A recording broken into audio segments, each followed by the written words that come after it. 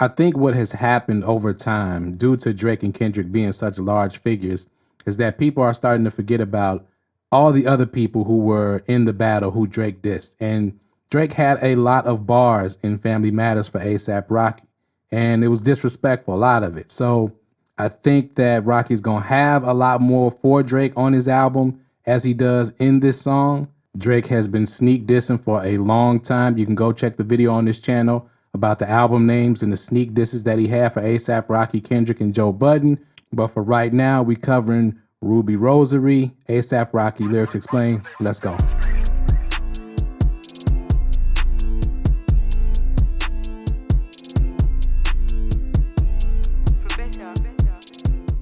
All right, let's get right into it. So the title, as always, sets the tone for what's going to be discussed in the song most of the time.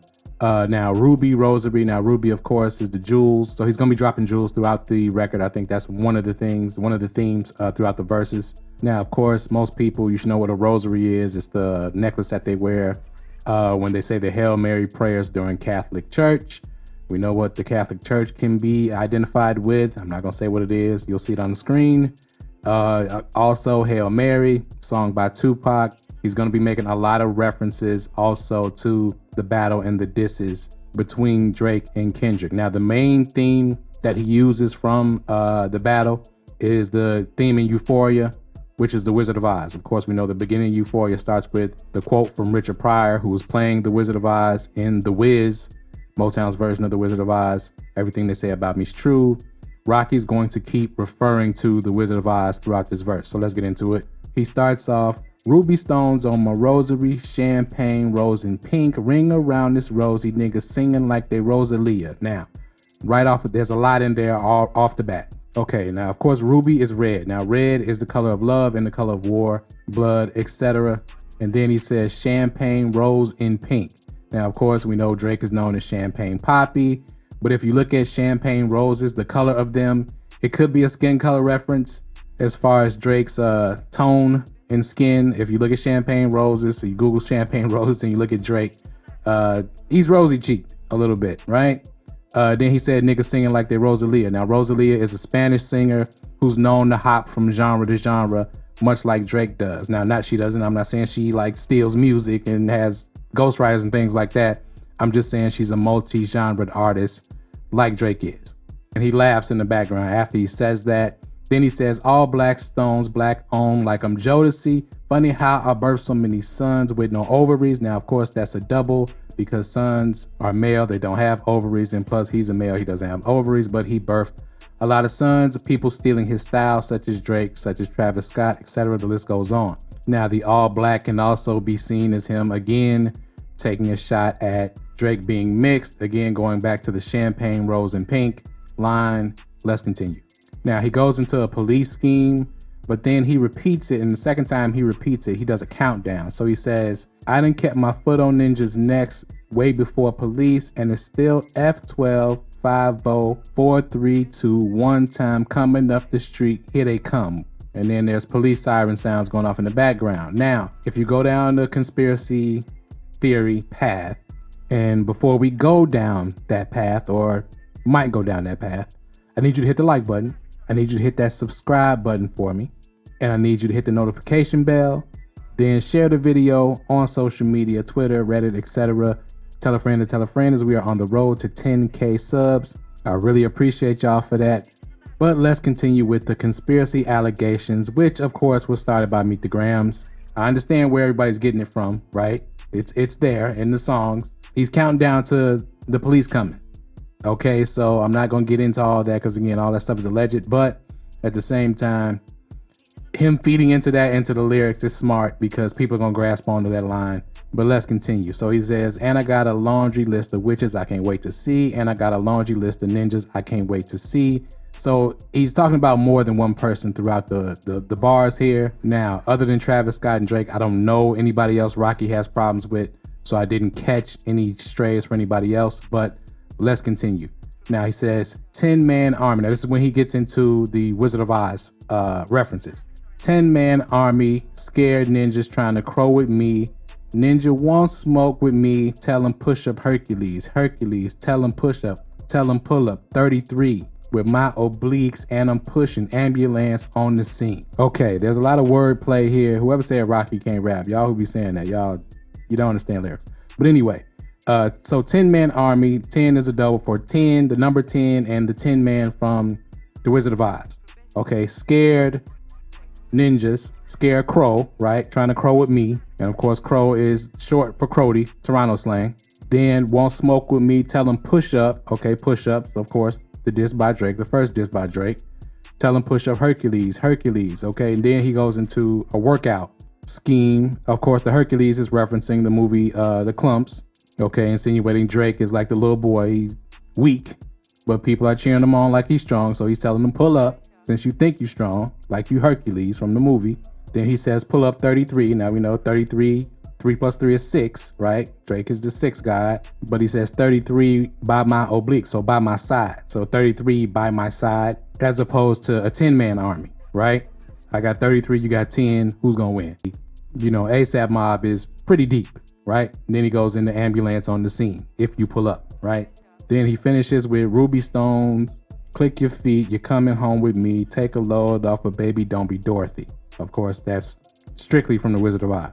So basically he's telling them to wake up if you think you really want to beef with me, because we know when Dorothy clicked the ruby slippers, that's where she woke up and she ended up home or back to reality, so to speak, right? So to me, that's kind of a warning to Drake to, you know, snap out of this tough guy act and coming at me or coming at anybody with the tough guy act that you're trying to, you know, wake up. So when he gets to this a little bit towards the middle of the second verse, and he says, you're a dead man walking like you barely alive, cut everything but the family ties. Now, of course, he's referring to Drake, and he's referring to Drake's state in his career right now, right? Cut the ish, cut the lies, word to the wise. Again, he's warning Drake about some of the things he said in Family Matters. Now, the lies I think he's referring to is Drake saying that he was sleeping with Rihanna. Rihanna has denied that numerous times. So then he gets more direct. He says, who in your top 5? I don't get fresh to death, which I'm buried alive. I heard dog talking funny like it's Family Guy. Now, of course, if you watch Family Guy, you get that. That's actually a triple. He could be talking about Brian, the dog that's always cracking jokes, that actually talks. And he also could be talking about Quagmire. You know, that's the giggity guy who has, you know, just some weird hypersexual behavior. Let's just put it that way. Now, of course, he's referencing the song Family Ties. He's talking about the family theme throughout Drake's disses towards himself and Kendrick. He's also talking about, it seems like Drake has an obsession with his family and just families in general, because he's always mentioning people's girlfriends and wives. When he says, I don't get fresh to death, he's talking about the model lines in Family Ties record, in the Family Ties record. Now, the Buried Alive reference is, of course, the parody Drake did of the song Buried Alive that was featuring Kendrick from Take Care, where Drake was saying, you know, if you were in a pine box, I would shovel dirt on top. You know, that's Rocky's response. I don't get fresh to death, I'm buried alive. Meaning I'm always fresh, and modeling doesn't mean the death of my career, as you insinuated in Family Matters. And this is how you write bars. He covered a lot of ground in a few bars right there, just with simple references and metaphorical wordplay. Now, the Family Ties and the top 5, of course, that's kind of an obvious callback to the Family Ties record with Kendrick and Baby Keem.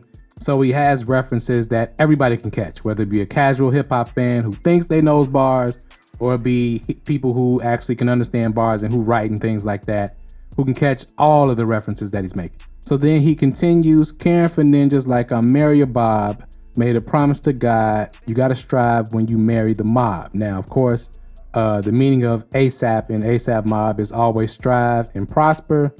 And the Karen or Bob, the Karen, Mary, and Bob, of course, he's using Karen as the name Karen and caring for someone. I think that's a SpongeBob reference. Those are the only names and characters I can connect together, but I didn't watch SpongeBob like that. So y'all can let me know what those 3 names could mean. So then he finishes, we don't wear Zara, that ish don't suit us. That's simple. Zara is cheaper clothing. It don't suit us, suit, you wear a suit. Every time they throw stones, I take them to my jeweler.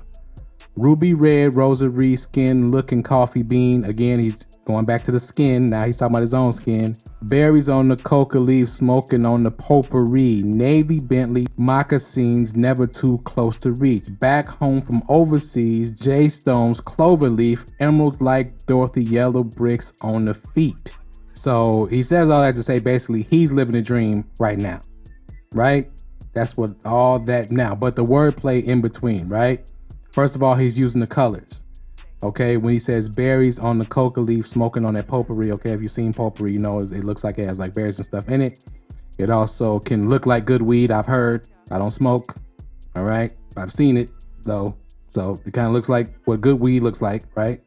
But berries also can be seen as blueberries, Navy Bentley. He's using the colors again. Berries are red and navy blue.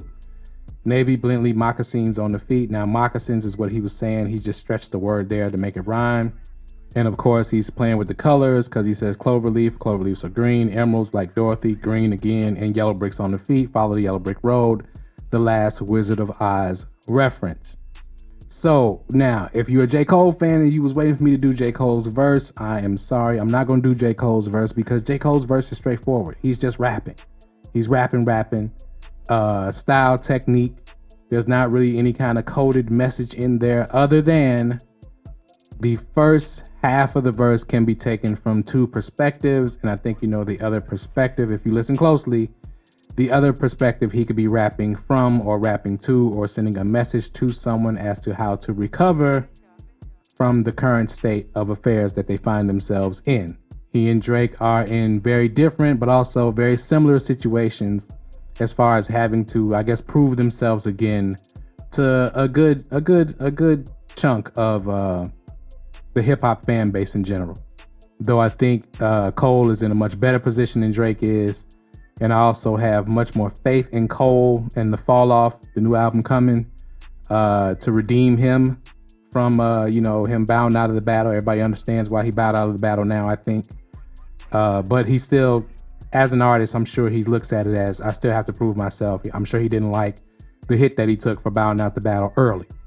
A lot of people were talking real crazy, and I don't think J. Cole forgot any of that. They will probably be addressed on his upcoming album, The Fall Off. But back to A$AP Rocky. So far for me, the 3 singles Rocky has released, and I know one of them was a leak from the album. For me, Rocky is 3 for 3. And I think this album is gonna be dope. The fourth quarter, and I've mentioned this in the album reviews that I've done on the channel. Check them out. A lot of people don't check them out. Check them out. The fourth quarter for hip hop this year is going to be a historic one. Now, I don't think Kendrick Lamar is going to drop an album. I think he is definitely going to be on the TDE compilation album, the anniversary album, 20th anniversary album. He might be some features on some other albums I'm hearing. That will be very interesting. I'll just say put it like that, leave it there for now. But you got the Clips reunion with Pharrell producing the whole album. You got J. Cole's album. You got A$AP Rocky's album. Drake may be featured on a couple albums. He's definitely doing the album with Party Next Door. You got The Weeknd's album. There's a lot of interesting albums coming out in the fourth quarter of 2024. So like I said, if you're new to the channel, check out all the album reviews. I've done Eminem's album, Pete Rock and Common's album, DOECHI's album, the new TDE artist, Big Sean's album, and Childish Gambino's last album. Go check out those album reviews. There'll be links in the description and all around the video for that, definitely at the end of the video.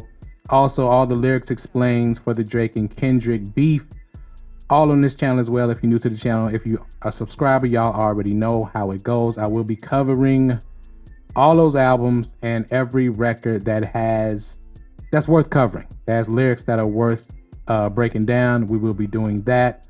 I am going to do and release Meet the Grams Part 2. This will be the unedited version. If you listen to the first one, you know that I said that I edited a lot of stuff out because of the allegations.